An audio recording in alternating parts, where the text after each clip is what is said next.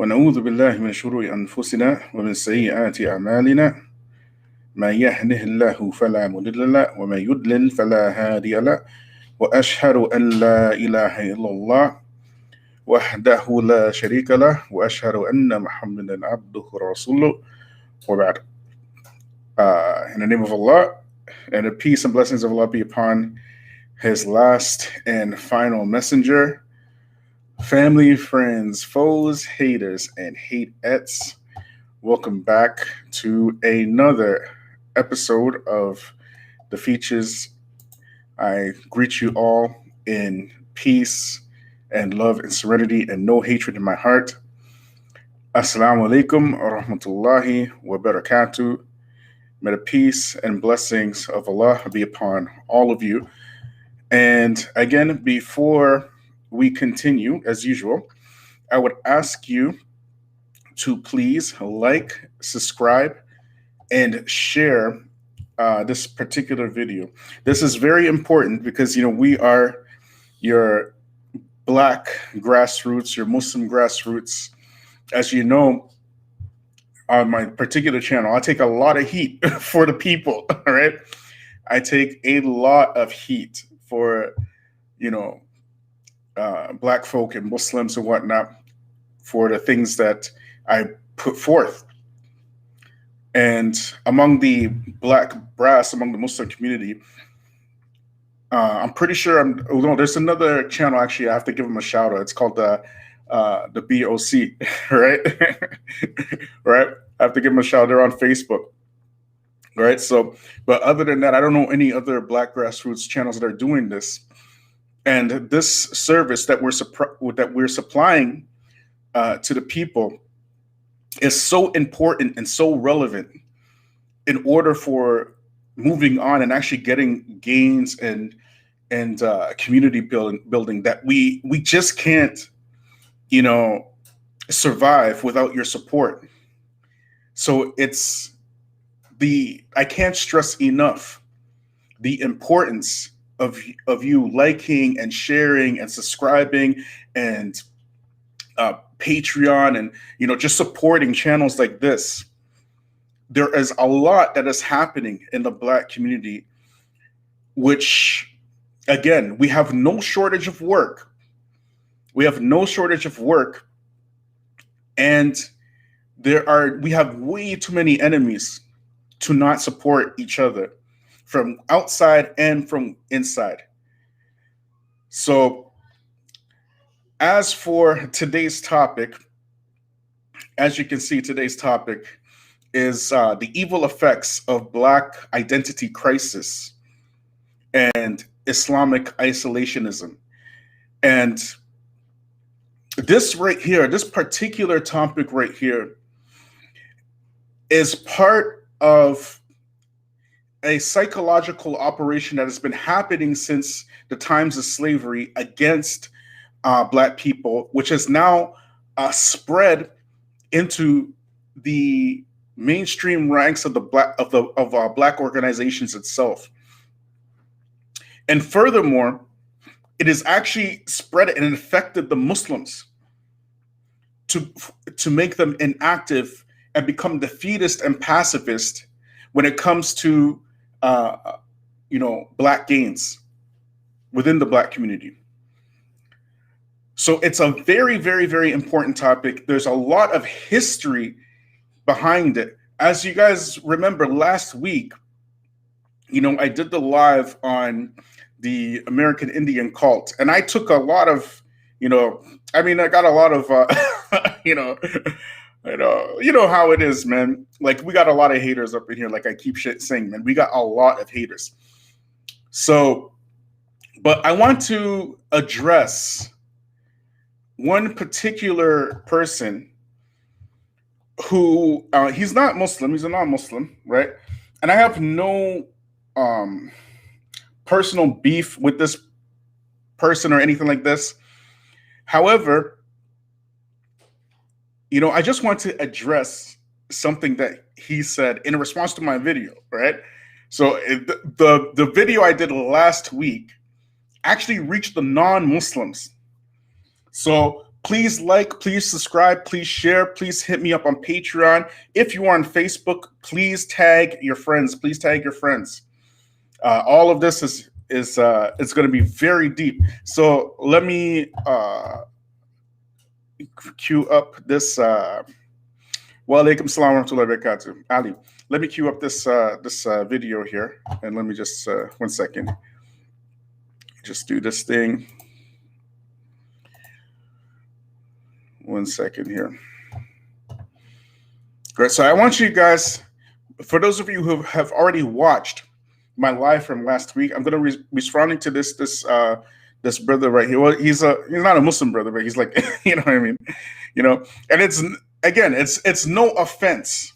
It's no offense, but these things have to be addressed. The way that we act with each other and the way we respond and the way that we present information, all of this is very, very important, right? So let me just share my screen here.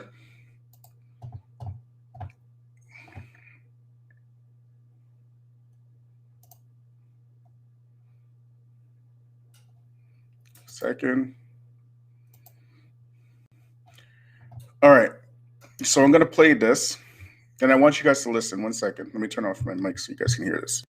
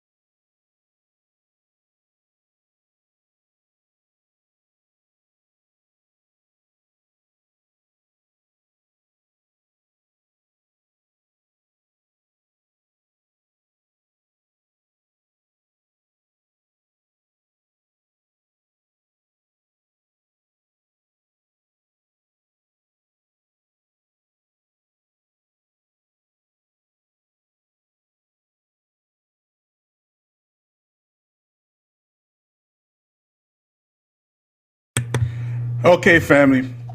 So I hope you guys heard that. So basically, this person, he's saying that. Let me just unshare the screen here. Stop sharing. Okay. He either got some secondhand information, right?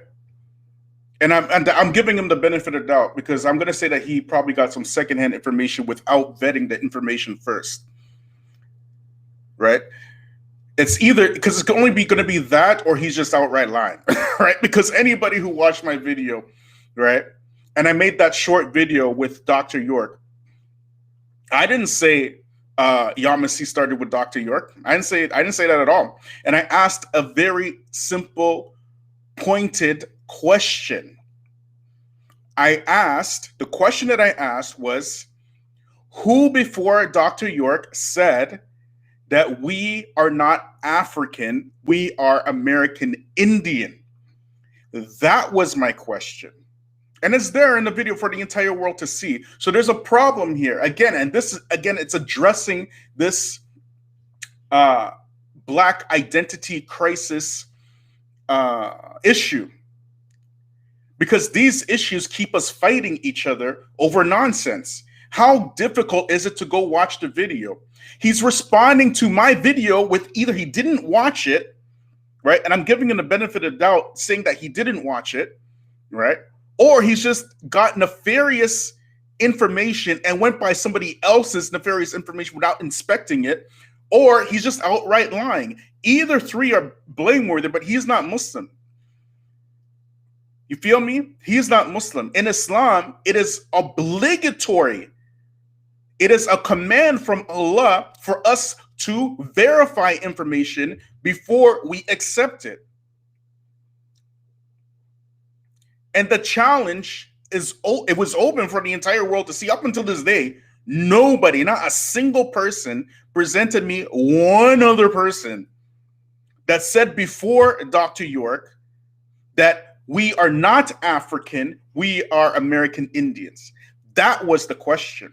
That was the challenge. Nothing else was a challenge. I just presented some Yamasee coincidences that coincidentally, right? Coincidentally, yeah, these people claiming to be American Indians just happen to be coincidentally from the Yamasee tribe. I didn't say anything about Dr. York inventing that, and go back to the video, and I challenge anybody to say that I said that. But again, it's another outlying issue with the Black community where we have to be first to issue information without vetting it. And this tactic was used in the assassination of Malcolm X. Because what did the FBI do during that time? They were writing articles in newspapers. They were writing letters and making phone calls and all kinds of stuff, saying Malcolm said this, Malcolm said that. And in newspapers, they say Malcolm wants to take over the nation, right? After he got kicked out, they were saying Malcolm is going to take over the nation after Elijah Muhammad dies. The followers of the Nation of Islam would take this information back to Elijah Muhammad, which then fostered, more not vitriol. What's the word I'm looking for? More hatred, I guess you could say. This type of enmity between the Nation of Islam and Malcolm, so much so that eventually it led to his assassination. You feel me? So, and as for me personally, I resent having to make that video to begin with, because no way a Muslim should be falling into that stuff. No way. Because it doesn't take much to vet it, and I proved it in my life. You understand? If your lineage has some American Indian in it, this is nothing that is abnormal. Most, if not all, Black people in diaspora are mixed with something. We're all mixed with something, right? But I want to get deep into that in a minute. Anyways,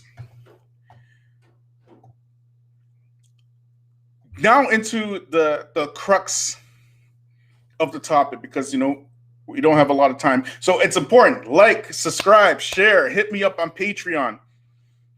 These videos, again, I take a lot of heat, and I'm going to be mentioning some names in this particular video, and it's probably going to drive in more heat, but it doesn't make a difference anyways. It's important that people understand this. Okay? I want to mention that the Black inferiority complex is something that was fine-tuned and scientifically delivered to the Black consciousness from our enemies.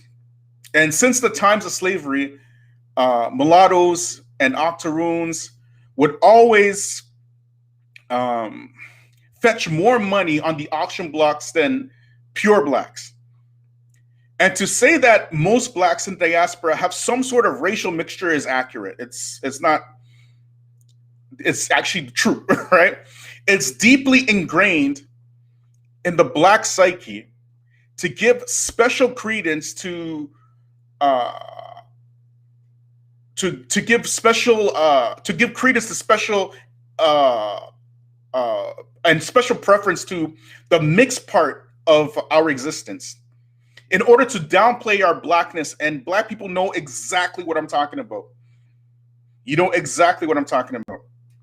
We have to give special attention to our mixes in order to negate our blackness.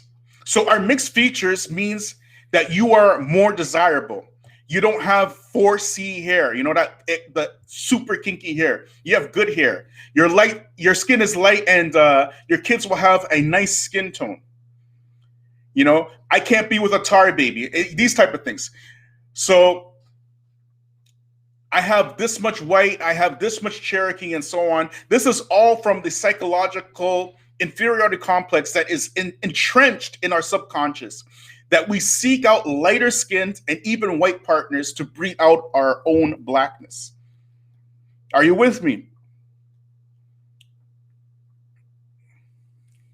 So, but there's another, like, it's another sinister part to this story, right? Since the Great Depression, there's been a phenomenon of specific, it's specific to America, whereas a response to the whitewashing of history, certain groups have emerged to combat and benefit Black people with a more positive identity. But in this process, a slew of charlatans and criminals have taken advantage of this and have had great effects on the Black diaspora, not just in America, but internationally. People like Yahweh Ben Yahweh, Dr. York, Dane Calloway, Brother Polite, Young Pharaoh, and on and on and on. You know, but in this live, I'm not here to refute any of these people directly, as that will require like a series, right? So what I want to do, you know, because to refute them directly is not worth it for me. You know, like I said, I resented having to make that video last week, anyways. That you have to tell Muslims that you actually have to look things up before you just believe them all willy nilly. All right, right? You know, that whole idea is just asinine, and it's, for me, it's beyond mind boggling. So many levels that Muslims are falling into that, right? But this to show the danger of this Black identity crisis and the real world effects it has on how Muslims are failing their own people and the solutions to fix this problem, inshallah. So I want to start with presenting you something from Dane Calloway directly. This, after I made that video, somebody sent me a video from Dane Calloway. And again, like, this whole thing with me started all the way last year, right? All the way last year, I started hearing about this stuff. And I just left it because there's a lot of groups like this. Dane Calloway is not the only one. You see what I'm saying? He's not the only one with this Black identity crisis thing. You feel me? The difference between him and the other groups is that Muslims are falling into this. That's the only difference. And again, it's just weird. You know what I'm saying? So I'm gonna play something directly. It's his own words, right? And I want you to listen to what he's saying. Okay, so let me just get it queued up here. 1 second.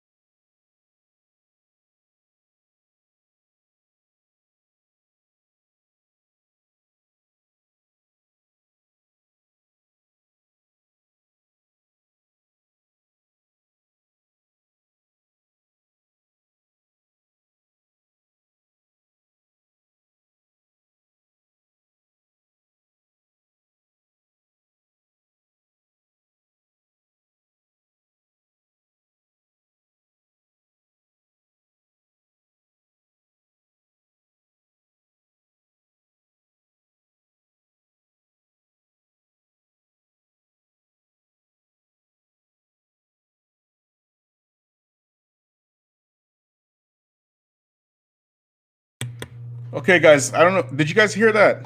Let me know if you heard that, inshallah. Because I don't want anybody to say I'm misrepresenting Dane Calloway. All right? Did you guys hear what he said? Okay, guys, I don't know. Did you guys hear that? Let me know if you heard that, inshallah. Okay, let me play it again. Let me play it again because it seems like people didn't hear it. So I'm going to play it again. Did you guys hear what he said? All right, 1 second.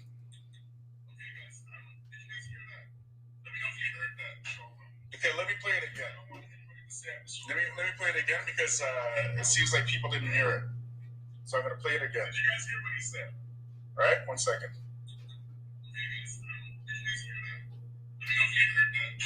Okay, 1 second, people. Let me play it again because it seems like... Okay. We live on air right now. I'm doing a live stream. Okay. And so we was having a conversation. We just got off, we push the indigenous stuff out here. And I have a show going on right now called What is More Politically Beneficial, to be Aboriginal Indigenous or to be Black African Americans? And my brother just got off the phone. He's a Pan-African. Well, I mean, we already know Black and African American is out the window. Totally. I mean, it's not even in the window. I mean, but that's a very deep conversation. I don't know. I mean, did you want me to expand on that a little bit? Yeah, absolutely, brother. Go ahead. Go in. Let us know. That's why we're here. Well, first of all, there's no documents indicating that African Americans or Blacks have any rights. Point blank period, all the way around. I mean, you could take it back all the way when it first started in the 60s. There's no record of that. There's also no record that we came from Africa. All information is coming from books and knowledge that we were taught in school that's called indoctrination by way of the industrialism system that was cultivated by Woodrow Wilson, J.P. Morgan, John D. Rockefeller, the University of Chicago, and a couple of other things in the early 1900s. The problem is that people are not pinpointing where that information arises from, okay? None of that information existed in the 1800s. Now, all of a sudden, in the 1900s, it existed, but where did it come from? Okay? Mm-hmm. And that's the key. Where did it come from? Because we know W.E.B. Du Bois started his Pan-African agenda. Okay? He started it all, and we know Melville Perskovic, the Jew, okay, created the out of Africa theory. Okay, that's enough. This is enough to say that this dude, just this little segment here is enough to say this dude, he has no clue what the heck he's talking about. First of all, let me introduce you to Uncle Tom's Cabin. Okay? Written in, I want to say 1852. I can't remember, right? But I know it's 18. He said that this whole black thing didn't start until early 1900s. He said that W.E.B. Du Bois was the one who started Pan-Africanism, not Marcus Garvey. Not Marcus Garvey. W.E.B. Du Bois, the founder of the NAACP. You understand? He doesn't know what he is saying. And from the things he said in this video, right? And I'm not making this up. Okay, it's all real, right? He says that the Mississippi River is the Nile River. And why did Christopher Columbus go to North America when North America is closer to Europe? He went to South America because he knew where he was going, because Africa. And he said that Europe is in Africa, like a part of Europe is in Africa, basically implying that the white people were actually Africans. All in the same video. I'm not, you can listen to this for yourself. Are you feeling me? Why did I play Dane? Because Dane Calloway, he's probably the leader of this entire, the revival of the, the Dr. York movement. You know, he's like the main guy. I don't see anybody with more pull or clout than him, right? I was sent his videos all the way last year, and I just left it because I said, this, in my mind, I'm saying this guy's a charlatan. He doesn't know what he is saying, and people are following him like he does, right?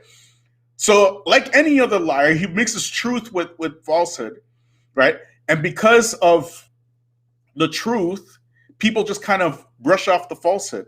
And in Islam, you can't do that, right? Because we already understand this is the methodology of Shaitan anyway. This is the methodology of Satan.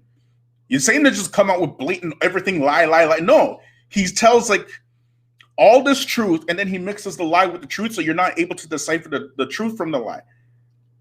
You feel me?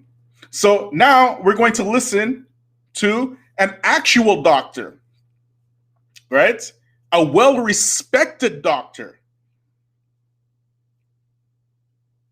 in Dr. Claude Anderson. Now, listen. Listen to what Dr. Claude Anderson has to say.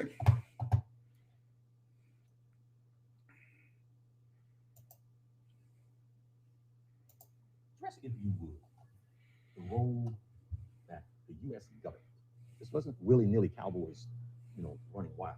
This was a U.S. government and its policies that ultimately bastardized, took away from, stole from the Native Americans, made treaties that ultimately were broken. If you want to say willy-nilly, that's where willy-nilly came in. So if you would address that for a moment. Well, yes, it started, one of the first treaties was the New York Treaty about 1516 that came in. That's one of the first treaties. But in every one of those treaties that they set up with the Indians, they put an inclusion in there saying this, that if you were to cooperate with us and be able to help us maintain the slavery system we set up in this country, and we will reward you and compensate you. We'll give you clothing, we'll give you food, we'll give you weapons, and we'll even call you civilized.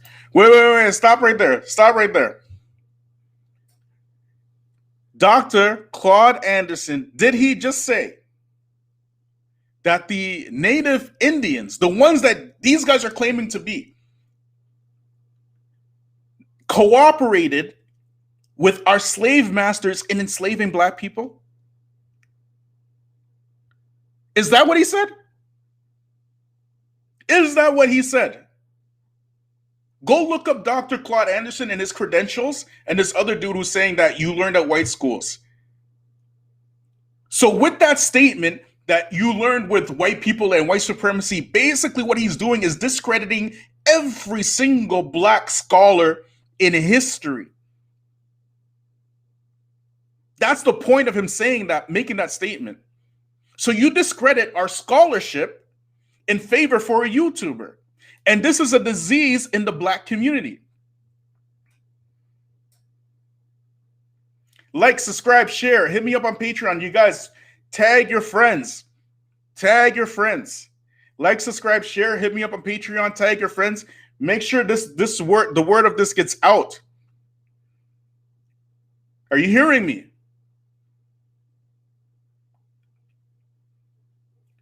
He's saying that, we learned at white supremacist school, and they're the ones who taught us that we came from Africa. So so all the scholarship, this book, Uncle Tom's Cabin, that was written in 1852, you ignore all of that for a YouTuber. Yeah, this is like, anyways. Let's rewind. Let's listen to Dr. Claude Anderson, okay? Listen to what he says.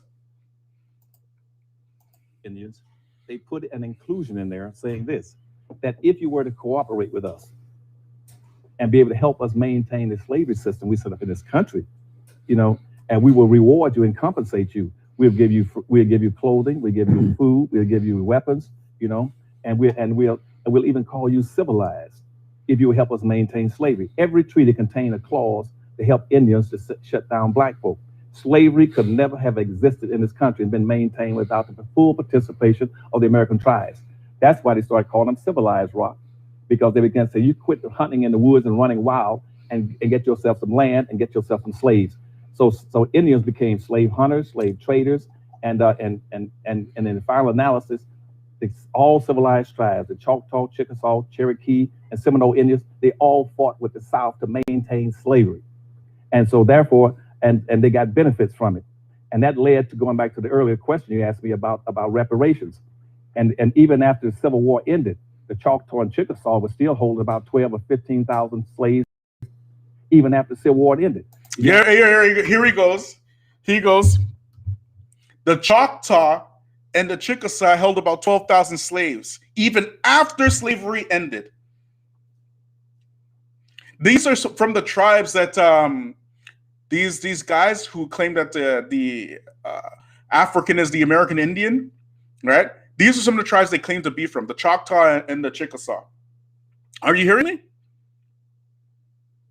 So who are we supposed to believe now? I'm asking you. So over here, this type of revisionist history in the Black community, there's a history behind it, okay? I don't want to go into big details about the history, but basically, you know, it started mostly in the Great Depression, when you start seeing these groups emerge. You know, you start seeing, like, for example, Nation of Islam, whatchamacallit? Before the Nation of Islam, what's that group before the Nation of Islam? More Science Temple by Noble Drew Ali, right? They started off as these type of cult type things. You understand? Noble Drew Ali, like, his only like the more Science Temple kind of like died out, but it reemerged again like many years later. Right? Like most of these groups do, right? But anyway, the point is, more the Noble Drew Ali was saying Black people were Moors, like from Morocco. That's why they wear the fez and stuff like that. Nation of Islam were saying that we are the Asiatic black man. You understand? Whatchamacallit? There was the Hebrew Israelites. The Hebrew Israelites, I always used to think that it started with Yahweh ben Yahweh, but it didn't start with them. It actually started in the late 1800s. And I believe it's a white guy that actually started it as well, right? Because they were originally a Christian group, right? Until they just kind of evolved until Yahweh ben Yahweh came, right? And his group is called the group of Yahweh or something like that. But that particular group heavily influenced the Israelites, and that style that they have, where they have like when the speaker has somebody else quoting the Bible, that all came from him, right? But anyways, they say that we are the Jews, we're the original Jews, the Hebrew Israelites, you know, mentioned in the Bible. Right, so all of this is Black identity crisis. Why? Because white people are the ones who stripped us from our identity. When you are trying to oppress a people, it's common practice that you strip the identity of that person in order to oppress them. Right, and even in the Quran, Allah mentions about Fir'aun that he told the Bani Israel, "Ana Rabbukum al-A'la," that I am your Lord, the Most High. Now, why was he saying that? Why was he saying that? Because he's removing that monotheistic identity that the Jews have and telling them that, no, you're not. I am that God that you're supposed to be worshiping. You understand? This is a common theme. So even if you go, for example, in North Korea, what do they call Kim Jong-il? They call him the great leader and all this kind of stuff. The stripping of identity is a very important process.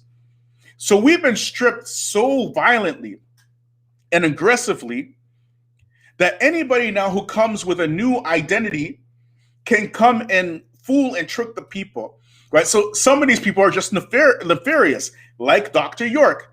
Dr. York had, again, as I mentioned before, like 4 or 5 different groups, right? The only one that really didn't survive was the Answer Allah. But the rest of them, and the Cowboys, I guess you can say, but the rest of them, they survived somehow, right? He called us, you know, the Nubians, right? That's another Black identity. He called us, aliens. He said we're aliens, right? And as a matter of fact, Outkast, the rap group Outkast, the reason why they made that album called Atlians, like for Atlanta Aliens, was in homage to Dr. York. That's why they made that album. There's another group called what's that group? Huh? Federal Star was influenced by from Onyx, was influenced by Dr. York as well.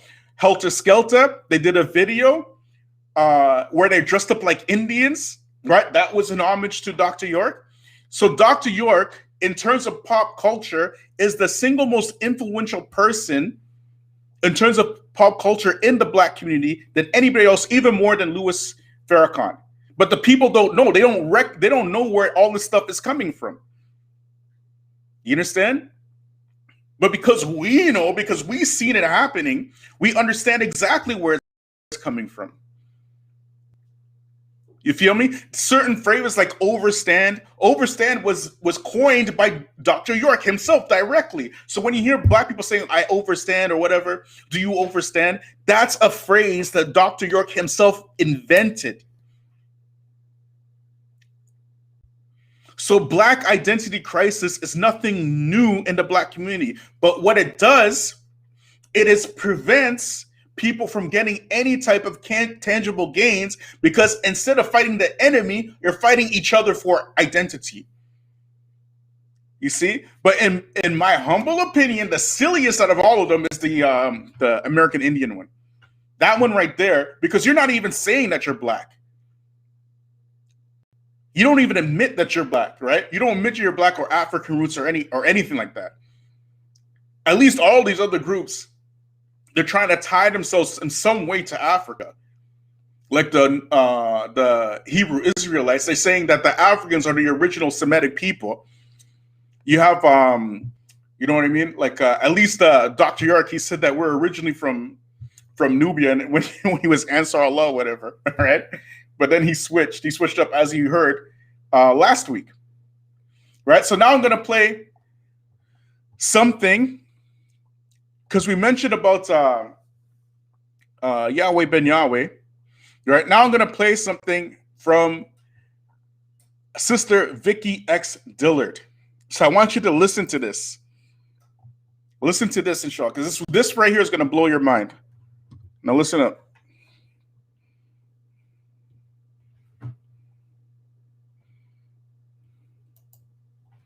Vicky, you're talking about the Simon Wiesenthal Center, right? 1 second, let me set it up here.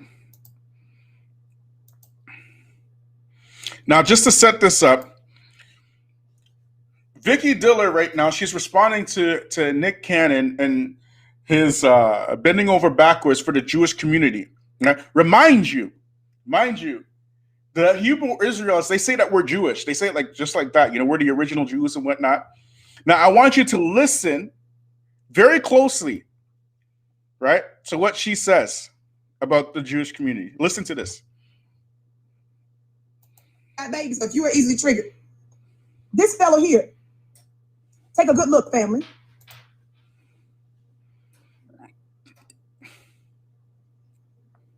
Take a good look. Share. Can y'all see?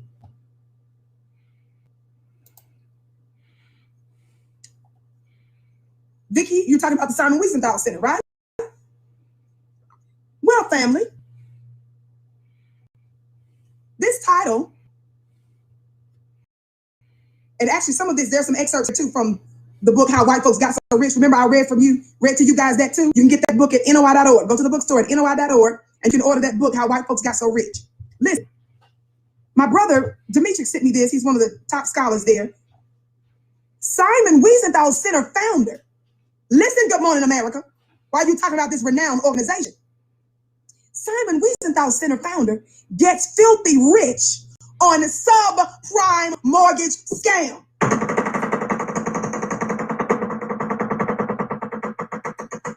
This is real Black media, baby. I said this is real Black media. This is who Nick entertained. This is who Nick is listening to. Nick threw away every intelligent Black person and Black scholar for these white folks that lied. Listen, y'all ain't ready. Y'all know all I know about is receipts and stuff. Somebody saying stuff. It's just the and stuff. Y'all play too much. Somebody says, it's true, baby girl. Thank you, Gary. I bless your gift 1,000-fold. This piece, it says poster boy of mortgage lending schemes and scams, Roland E. Arnold, last name spelled Arnall. That was the optic terrorist that I just traumatized some of you with.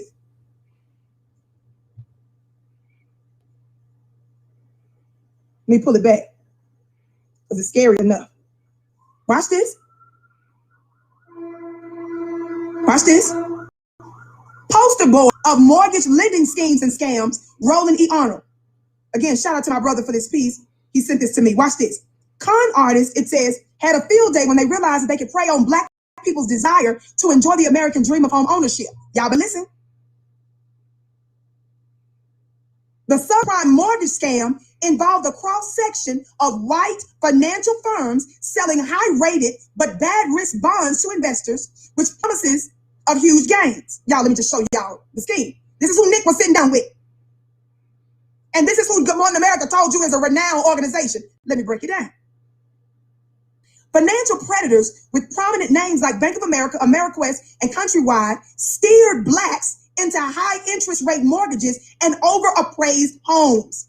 The companies bundled these fraudulent mortgages and, armed with stellar ratings from prestigious credit rating firms like Moody's and Standard and Poor's, successfully marketed all around the globe. The predictable collapse of the housing market in 2008 and the torrent of foreclosures in Black neighborhoods served to transfer billions of dollars from Black pockets to white. Now, your sister Vicky, when I ended up doing Years in the Belly of the Beast, I was targeted because I was exposing some of this. That's how I was initially targeted. I was exposed to all kinds of fraud. It's too much that I was dealing with, but this was one element. I was a novice. I wasn't a professional. I wasn't a mortgage broker. I wasn't a real estate agent. None of that. But as I was learning stuff and as I was asking questions and as I was getting in disputes with multi-level folks that was in the mortgage and real estate industry, this is how I became a target, because I was talking too much. Too many news outlets were watching me. Too many forums that I was attending, conducting, participating in, or was responsible for. It was getting too much attention. Y'all talk Black to me. Share, family. Everybody make sure you're subscribed. Shout out to those of you that have been supporting our YouTube channel. We have hundreds of thousands of subscribers on our Facebook channel. By the way, join us there, Fly Nubian Facebook. I think we got over 600,000 followers there. But we just hit 140, and yay! On one of our other platforms here at FlyNubianQueenTV.com. Thank you all so much.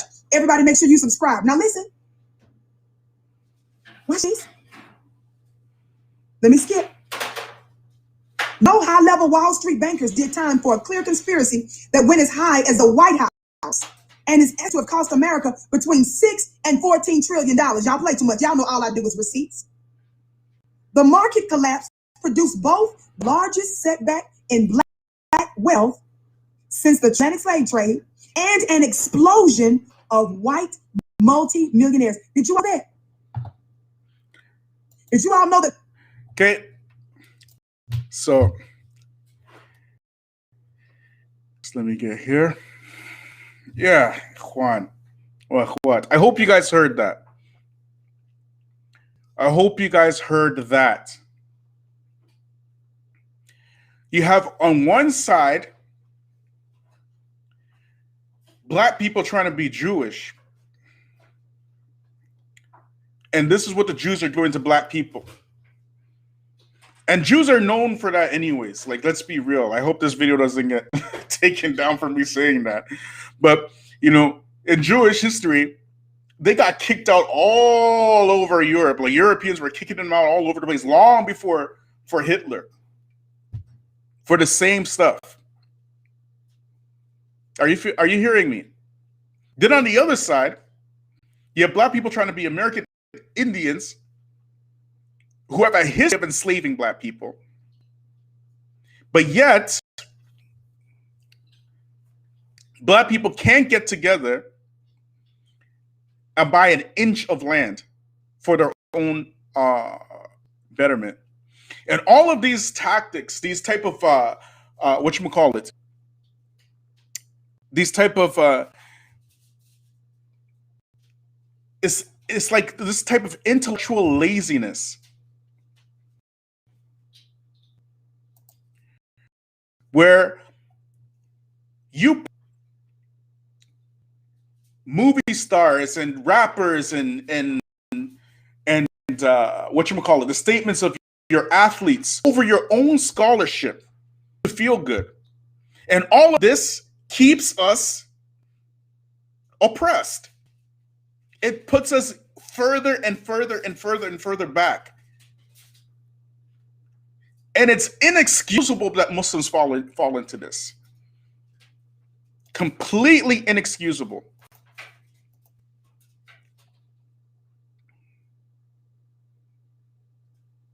I don't understand how black people fall into this, let alone Muslims.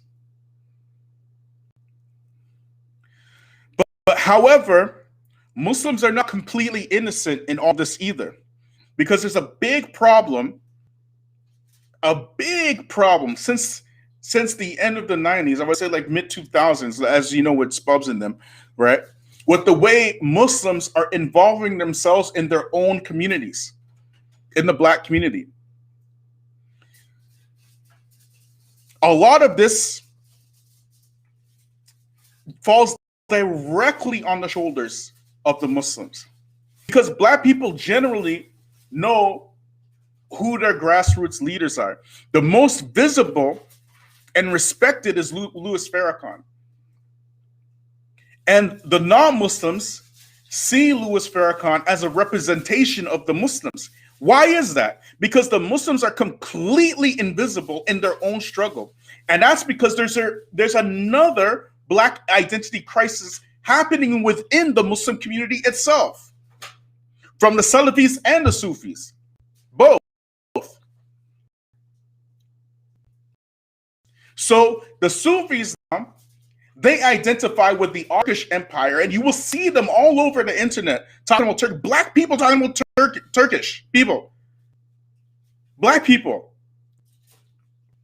And then you have the Salafis talking about Saudi Arabia is the best country in the world, and both of these communities largely neglect their own black community in order to isolate themselves from the wider community. And that's why they're invisible. That's why no non-Muslim can name a single black da'i or scholar within the community that's doing something within the community itself. If any name would be mentioned, it would probably be Siraj Wahaj. But otherwise, the Salafis are invisible. And Allah himself, he says in the Quran that he will not destroy a people until he sends the message to them first.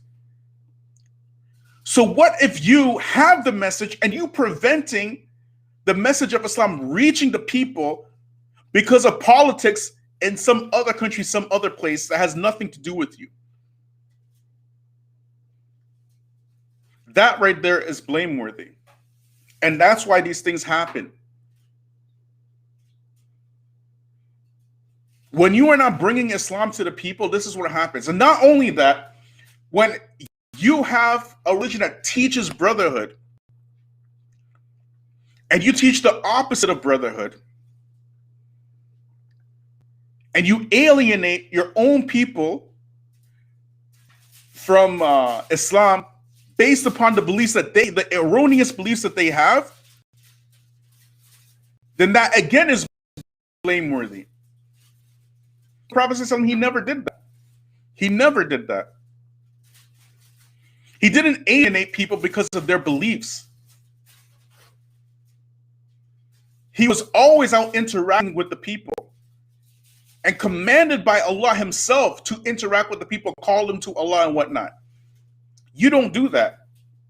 What you want to do is you want to find things to argue with other people with and isolate yourself from the greater community. And thus, when you with this isolationist mentality, you stifle the entire development, not just of Islam, but the betterment of society itself. So I wanted to leave you with that. I think I've been on for a while. All right. I hope that wasn't too much. But Ikhwan, this problem that we have with delivering not just the truth and not just, little simple things, simple, easy things like respecting scholarship. We are the only people, Black people, we're the only people that do not respect our own scholarship on earth. It's just us. White people will never put their stars and their singers at the forefront to make a political point unless it's for advertising. You see what I'm saying? They won't put them in scientific arenas to prove scientific points. They don't do that. Chinese people don't do that. South Asians don't do that. South Asians respect their scholars. We are the only people that don't respect. We do the opposite. We allow strangers. Somebody please type stranger danger in the chat. Type stranger danger. We allow strangers to dictate to us who our scholars should be. And by this, we resemble very closely the Beni Israel of the past, who used to give Musa fits, alayhi salam.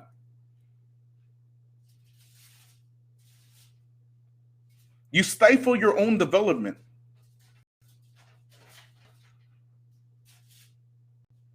Who puts people like this in the forefront? People like Dane Calloway and the young Pharaoh like this to give ideological arguments. Like who does stuff like that? Just us. Only we would do something like that. You feel me? And all that nonsense has to stop. So anyways, like, subscribe, share.